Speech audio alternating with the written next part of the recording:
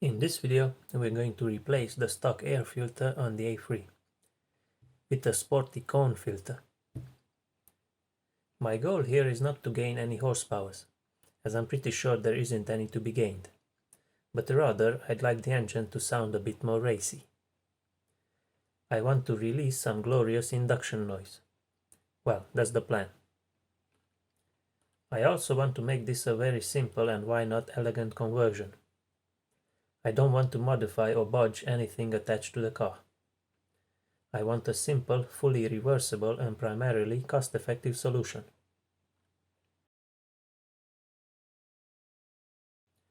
So, here's the free-flowing, power-gaining, generic internet special, the dimensions of which are crucial.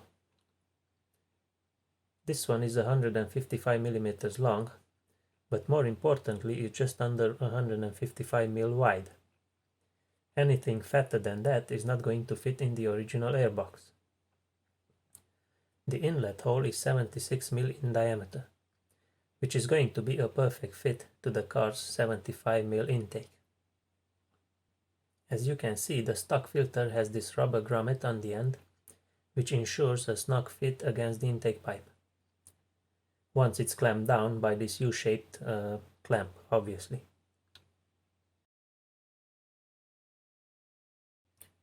The new filter has this round rubber tube on its end, which provides no obvious or easy way to install it.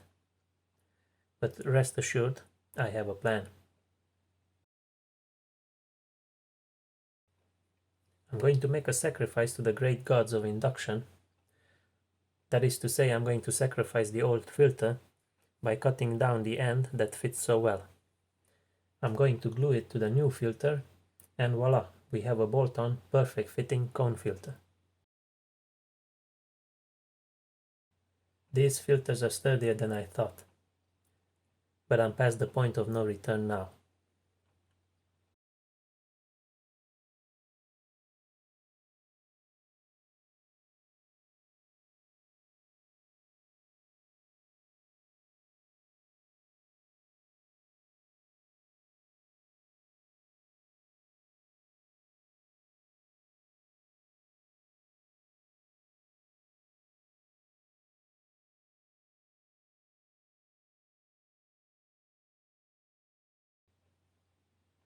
There's also this hamster wheel looking thing inside the filter for rigidity. We're going to need the length of it to join the back plate to the filter.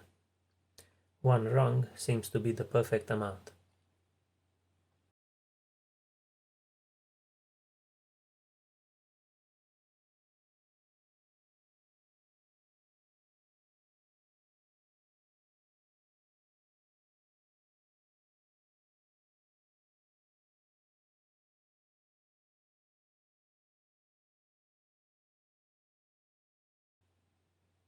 Weld everything together with some super glue, and we're ready for a test fit.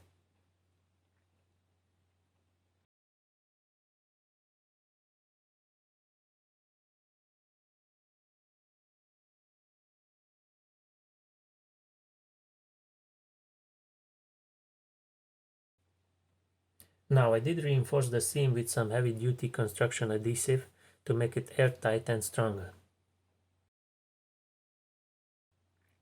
Here goes.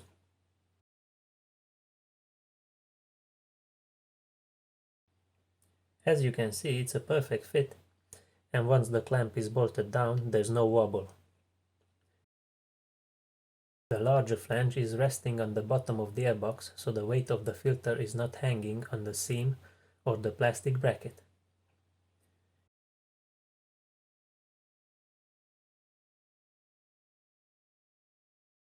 If you so choose, you can put the lid of the airbox back on.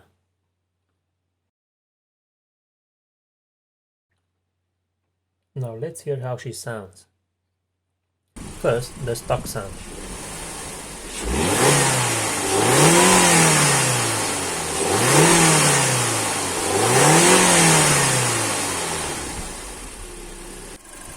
Now the cone filter with the airbox open. The camera doesn't do it justice, but it is noticeably louder and there is a deep growl at higher revs.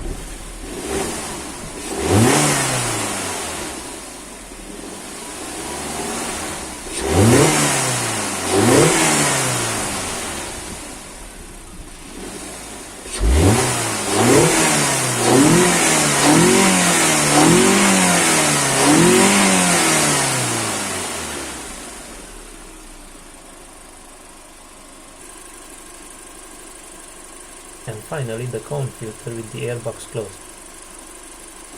In this configuration it's pretty much back to normal.